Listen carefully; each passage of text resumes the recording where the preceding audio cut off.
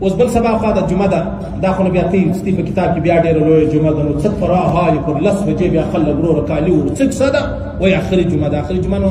هغه بله کوم جمعه وه هم دغه روزه وه څه کیسه وه انا اوس بیا هغه یو میسج دی دا یې موقع ده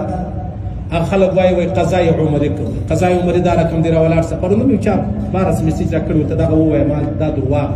1000% درواغ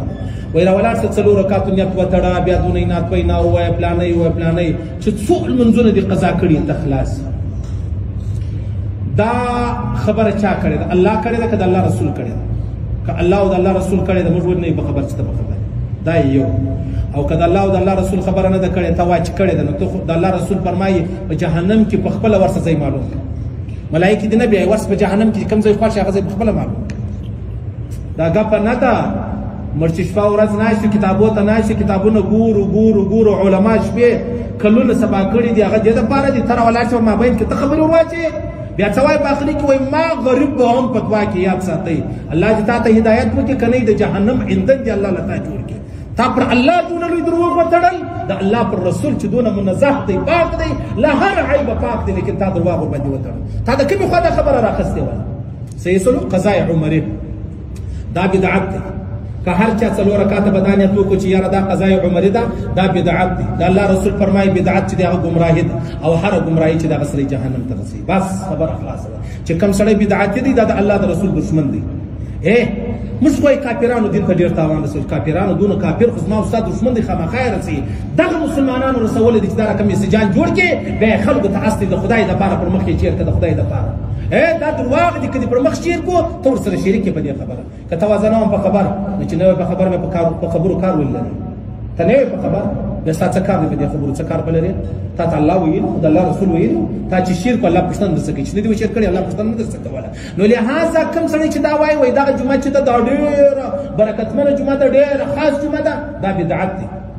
دا بدعت دی دا ګناه ده او کوم څه چې راولاړېږي دا قضای عمرې کوي دا بدعت دی دا ګناه ده او بدعتي سړی دا د الله د رسول چی دشمن دی دا د الله د رسول عبدالله ابن مبارک وفات شو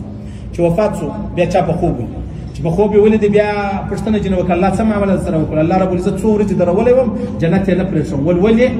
الله ما ته ویلې پلانی سړی بدعتي ولو ته راولاړ شو د هغه اکرام دې وکړي د هغه احترام دې وکړي دا زما دښمن تا څنګه د احترام عزت کوئ عبدالله بن مبارک وایي چا به خوب ولیدی الله څه معامله در سره وکړه امام ابو حنیفه صاحب شاګرد دی الله ول څو ورځې درولی وم د جنت دروازې ته نه پرېښولم جنت ته ولې نه پرېښولې ول الله ما ته ویلې پلانی سړی چې دی دا بدعتي و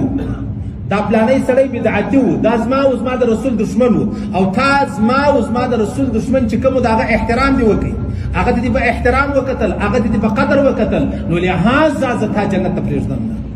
چې سړی د بدعتي سړی احترام وکړي دغه حال دی د خود بدعتي سړی به بیا څه حال